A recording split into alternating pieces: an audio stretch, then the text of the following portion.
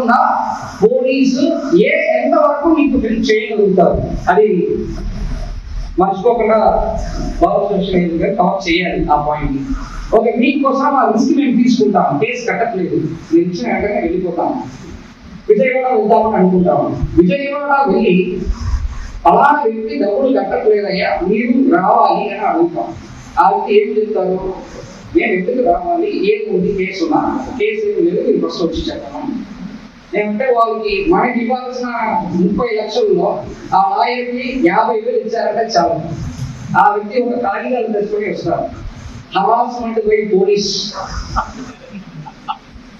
Immediate గా high court పక్కనే ఉంది, ఒక రిట్ పిటిషన్ వేస్తారు. కన్సర్న్ ఎస్హెచ్ఓ వచ్చి పర్సనల్ క్లెయిమ్స్ ఇవ్వమంటారు. ఆల్మోస్ట్ జాబ్ పోయినట్టే. నచ్చుందంటే వద్దాము, లేకపోతే జాబ్ పోయి రైట్. ఓకే, సో మనం అనుకున్నట్టు ఎఫ్ఐఆర్ లేకుండా మనకి ఎంతవరకు హెల్ప్ చేయగలుగుతాం అనేది గతం రోజు పోల్చుకున్నప్పుడు ఇప్పుడు చాలా తగ్గిపోయింది. ఎందుకంటే ప్రతి ఒక్కరు కూడా లీగల్ అవేర్నెస్, మోసం చేయడానికి అవేర్నెస్ చాలా ఎక్కువ వచ్చేసింది. యాక్చువల్లీ యూట్యూబ్ లో కొట్టామంటే ఏ విధంగా మోసం చేయాలని కొట్టామంటే స్టెప్ బై స్టెప్ వచ్చేసాం. ఆర్టిఫిషియల్ ఇంటెలిజెన్స్ లో ఏ విధంగా ధర్మవరం డీలర్స్ ని మోసం చేయాలని కొట్టినా వచ్చేస్తున్నాయి. కష్టపడాల్సిన అవసరం లేదు. నేను సీరియస్ గా నేను వచ్చినప్పుడు మా వాళ్ళు ఇచ్చిన డేటా కాకుండా ఇంకా ధర్మవరం తెలుసుకోవడం ఆర్టిఫిషియల్ ఇంటెలిజెన్స్ లో కొట్టాను. 3 పేజీలు వచ్చింది. ఇప్పుడు డెల్ట్ అయిపోయింది, 3 పేజీలు వచ్చింది. మన ఎంటైర్ జాతకాలు వచ్చేసింది. ఏ విధమైన సింపుల్ ఒక ఫీల్డే అయిపోయింది. ఓకే, సో నా పాయింట్ ఏంటంటే లీగల్ గా మనం అనుకున్నట్టు అంత ఈజీగా ట్రై చేయమని చెప్పట్లేదు, ట్రై చేస్తాము. ఎంతవరకు మేము హెల్ప్ చేయగలుగుతాము ఇది హెల్ప్ ఇట్. బికాస్ ఇప్పుడు నాకు తెలిసిన బ్యాచ్ మేట్స్ అన్ని చోట్ల ఉంటారు. మీరు లాస్ట్ టైం విజయవాడ ఎందుకు ప్రాబ్లం అయితే తెలియదు. నెక్స్ట్ టైం మీరు వెళ్తున్నప్పుడు ఒక మాట నాకు చెప్పిన ఎనీ టైం మీరు వచ్చిన వాళ్ళు తెలుసు, ఎనీ టైం వచ్చినా డిపిఓలో 1 గంటలు మాట్లాడాను ప్రతిసారి వచ్చినప్పుడు. అది ఖచ్చితంగా ఒక రోజు లేకపోయినా ఒక రోజు ఉంటాను. కానీ ఇప్పుడు న్యూ హీరో ఎంటర్ అయ్యారు రాజు గారు, డిఎస్పి. సో మన లోకల్ హీరోస్ జయనాయక్, తర్వాత మన రెడ్డప్పతో పాటు న్యూ హీరో రాజు గారు కూడా నాకు తోడుగా ఇప్పుడు ఎంటర్ అయ్యారు. కూర్చొని ఇప్పుడు రాజు గారు అన్ని సర్వీస్ కూడా మనకి నార్త్ కోస్టల్ ఆంధ్ర అటువైపు వైజాగ్ అటువైపు చేస్తారు. ఎగ్జాంపుల్ మీకు వైజాగ్ లో ఒక ప్రాబ్లం ఉందని ఎగ్జాంపుల్ చెప్తున్నాను. ఇమీడియట్ గా మన రాజు గారికి ఒక మాట చెప్పిన రాజు గారికి ఆ ఏరియాలో గ్రిప్ ఉంది, ఇమీడియట్ గా ఫెసిలిటేట్ చేయగలుగుతారు. ఇప్పుడు నిన్న తీసుకున్నాను అనుకోండి, ఇండియా దేశంలో లేకపోతే ప్రపంచంలో కూడా ఇండియన్ ఫారిన్ సర్వీస్ ఫ్రెండ్స్ ఉన్నారు. మీకు ఏదో ప్రాబ్లం ఉంది, నేను అక్కడ వెళ్తున్నాను, నాకు లోకల్ పోలీస్ సపోర్ట్ కావాలి, కొంచెం మాట్లాడడానికి కావాలంటే నేను అరేంజ్ చేయగలుగుతాను. అదొక నాకు పెద్ద ఛాలెంజ్ కాదు. ఇప్పుడు విజయవాడ మీరు వెళ్ళి జరిగిన ఆ సంఘటన అనేది ఒకవేళ అప్పుడున్న పరిస్థితి నాకు తెలియదు. ఇప్పుడు ఆ సిచ్యువేషన్ వచ్చిందంటే మీరు వరి అవ్వాల్సిన అవసరం లేదు. మీరు ఉన్న సిచ్యువేషన్ నేను బీట్ చేస్తాను, అర్థం చేసుకున్నాం. ఇప్పుడు మీకు డబ్బులు ఇచ్చేస్తారు, పోలీస్ దగ్గర చెప్తారు, కంప్లైంట్ ఇస్తారు, ఇమీడియట్ గా మీకు డబ్బులు తీసుకుని చేతులు ఇవ్వలేదు. ఇప్పుడు మీరు జ్యుడిషియరీ ప్రకారం మీరు వెళ్ళి కోర్టుకి ఇస్తారు, అది కూడా కొన్ని డిలే అవుతుంటాయి. ఇక్కడ మీరు జిఎస్టీ కట్టలేదు, మీ ఫ్యామిలీని రన్ చేయలేదు, ఫర్దర్ ఇన్వెస్ట్మెంట్ చేయలేదు, మీ పరిస్థితి చాలా దేనికి లేకుండా లాక్ అయిపోతుంటాయి.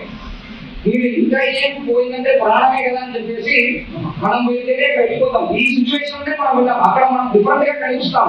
ఇక్కడ వచ్చి రీజన్ చేసుకుంటే అక్కడ కనిపిస్తాయి. కానీ మన సిచ్యువేషన్ ఏంటి, మన లైఫే ముందుకు వెళ్లకుండా ఉన్న పరిస్థితిలో దారి తెలియట్లేదు, మనమా ఏదో చేస్తామన్న కోపంలో ఢిల్లీలో వెళ్ళిపోతాం. అంటే మేము సిస్టమ్ మీకు సపోర్ట్ చేయట్లేదు, దానివల్ల మీరు ఆ పరిస్థితి మీరు దిగిపోయారు.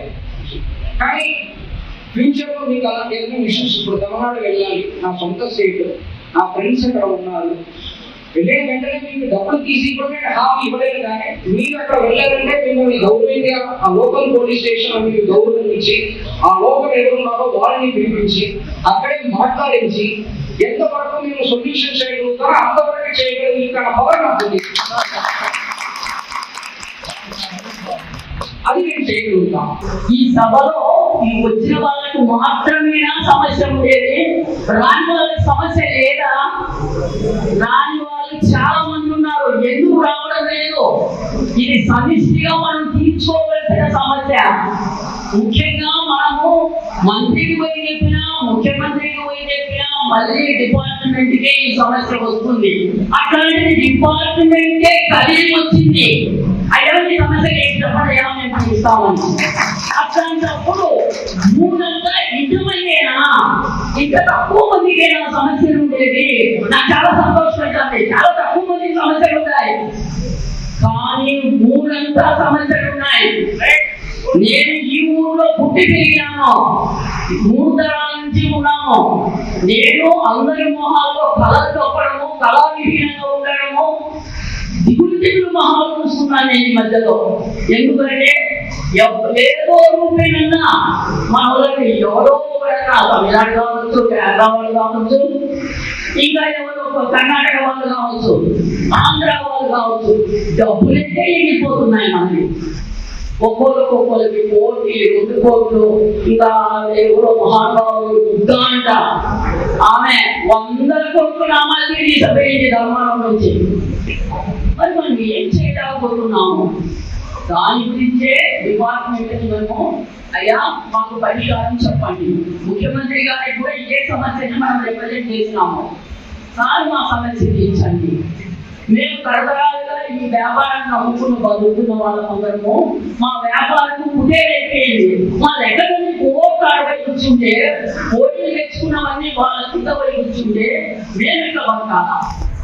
మేము ఏ విధంగా మీ ఊళ్ళో మళ్ళీ ఈ వ్యాపారం చేయాలా అనే విషయం మనం ముఖ్యమంత్రి గారు కూడా మనం చెప్పినాము.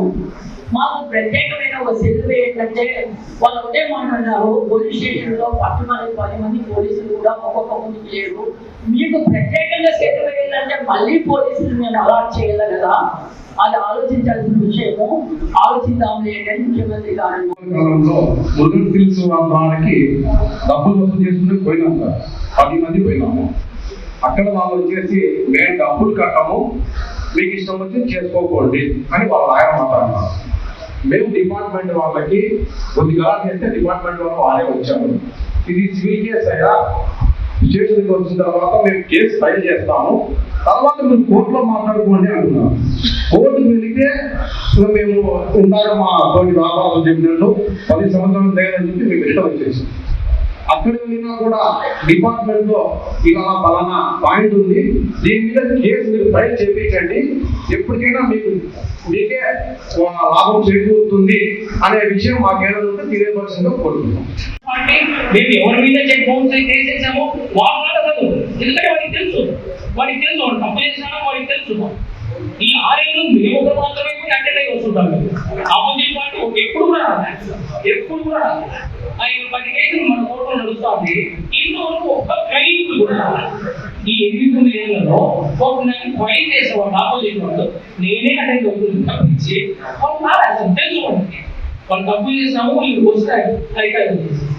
మాకు మా సందేహం అదే, జేసీబీలు ఉన్నాయి, ఏపీలు ఈవీఎంలు ఉన్నాయి, ఆ చెక్కులు ఉన్నాయి, దాని ప్రూఫ్ కావాలి మనం సప్లై చేసేవి. మరి 8-9-10 ఎందుకు జరగడానికి ఎందుకు అవకాశం ఉంది? దయచేసి మీరు ఈ సమస్యను అర్థం చేసుకుని మాకు ఎఫ్ఐఆర్ రాగడానికి అవకాశం ఉంటే 4 లక్షల రూపాయలు చెక్కులు ఇచ్చింది. అది ఏమైపోతుందంటే ఆ 4 లక్షల రూపాయలకు మాత్రమే మీరు ఫోన్ పే చేసుకోవచ్చు, ఇంటైన్లో ఉంటాయి. మిగతా ఉన్న 16 లక్షలకి మీరు ఏం చేయలేదు, ఆయన పోరాటం చేసుకోవచ్చు.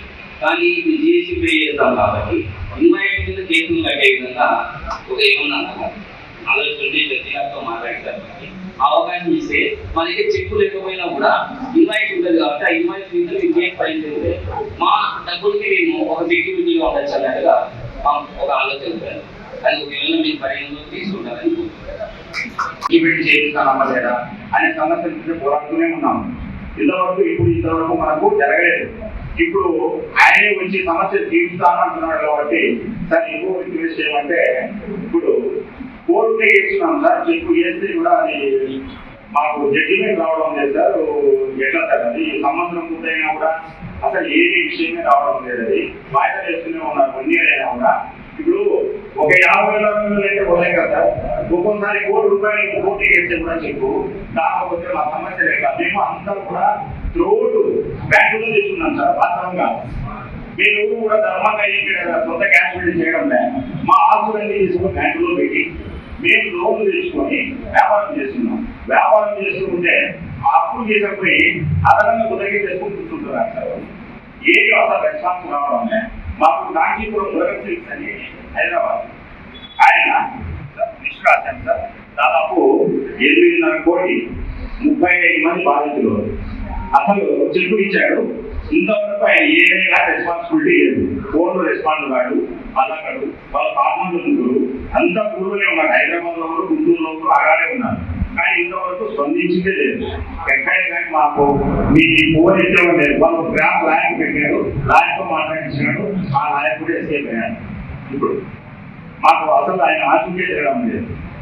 మా సమస్య అయితే తీవ్రంగా ఉంది సార్. 8.5 కోటి 9 కోట్ల రూపాయలు వెళ్ళిపోతూ మేము ఒక పార్టీ దగ్గర 40 మంది బ్రేక్ అయినాం. వ్యాపారం చేసుకోలేకపోతున్నాం. చిన్న చిన్న వ్యాపారస్తులు మేము ఏదో 50 లక్షలు 30 లక్షలు బ్యాంకుల్లో చేసుకుని వ్యాపారం చేసుకుంటే ఒకేసారి 30 లక్షలు 50 లక్షలు చేసుకొని పోయి కూర్చున్నాడు. చేసుకొని పోవడం చెప్పులు ఇచ్చినాడు, రెస్పాన్స్ లేదు. ఆ చెప్పులన్నీ కోర్టుకి వేసినా, కోర్టుకి వేస్తే ఇంతవరకు కూడా దానికి ఏది పొందం లేదు సార్. దీనిపైన మీరు స్పందించి దాన్ని రికవర్ చేసే విధంగా చేయాలని సవినీయంగా కోరుతున్నాను.